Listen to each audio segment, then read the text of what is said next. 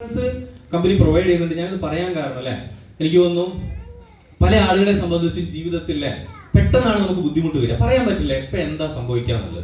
കഴിഞ്ഞ ദിവസം എൻ്റെ ഒരു ലീഡർ ആയിട്ടുള്ള രജിത മാഡത്തിന്റെ ഹസ്ബൻഡ് ചെറിയ എന്തോ ഒരു വേദന വന്ന സമയത്ത് ഹോസ്പിറ്റലിൽ കൊണ്ടുപോയപ്പോഴാണ് അറിയാൻ കഴിഞ്ഞത് ചെറിയൊരു ബ്ലോക്ക് ഉണ്ടായിരുന്നു. ഇപ്പൊ ചെറിയൊരു ബ്ലോക്ക് ഉണ്ടായിരുന്നു എന്ന് അറിയാൻ കഴിഞ്ഞ സമയത്താണ് മനസ്സിലായത് ഏകദേശം ആ ബ്ലോക്ക് മാറ്റാൻ 2 ലക്ഷം രൂപയ്ക്ക് അടുത്ത് വേണമെന്നുള്ളത് അല്ലേ. എന്നെ വിളിച്ചിട്ടുണ്ടായിരുന്നു. ഞാൻ പറഞ്ഞു ഫിജി കാർഡിന്റെ ഇൻഷൂർ അല്ലേ, ഓൾറെഡി അത് ക്ലെയിം ആയി. നമ്മൾ വാങ്ങിക്കാൻ ആഗ്രഹിക്കാത്ത കാര്യമാണ്, പക്ഷെ ചില സന്ദർഭങ്ങളിൽ നമുക്കത് വാങ്ങിക്കേണ്ടി വരും അല്ലേ. അപ്പൊ നമുക്കൊരു മുൻധാരണ ഒന്നും ഇല്ലെങ്കിലോ ഈ 2 ലക്ഷം എങ്ങനെ കടം വീട്ടൂലേ. സാധാരണക്കാരെ സംബന്ധിച്ച് ഇത്രയും കാലത്തെ അധ്വാനം വെറുതെ ആയിപ്പോ. ഇപ്പൊ ഫിജി കാർഡിൽ ഞാൻ എടുത്തു പറയുന്നു, ഒരു ഗവൺമെന്റ് ജോലിയിൽ റീഇംബേഴ്സ്മെന്റ് ആണെങ്കിൽ ഫിജി കാർഡിൽ നിങ്ങൾ അഡ്മിറ്റ് ആവുന്ന സമയത്ത് ആ കാർഡ് അവിടെ കൊടുക്കുകയാണെങ്കിൽ അത് ക്രൈറ്റീരിയ ഫില്ല് ചെയ്തിട്ടുള്ള ഏതൊരു വ്യക്തിയുടെ ഫാമിലിയിൽ മുഴുവൻ ആ ഇൻഷുറൻസ് കവേർഡ് ആണ്. ഇന്ത്യയിൽ ഏകദേശം 6000-ലധികം ഹോസ്പിറ്റലിൽ ചികിത്സിക്കാൻ നിങ്ങൾക്ക് സാധിക്കും. നിങ്ങളെ ഫാമിലി സേഫ് ആണോ അല്ലയോ? സേഫ് ആണ് അല്ലേ.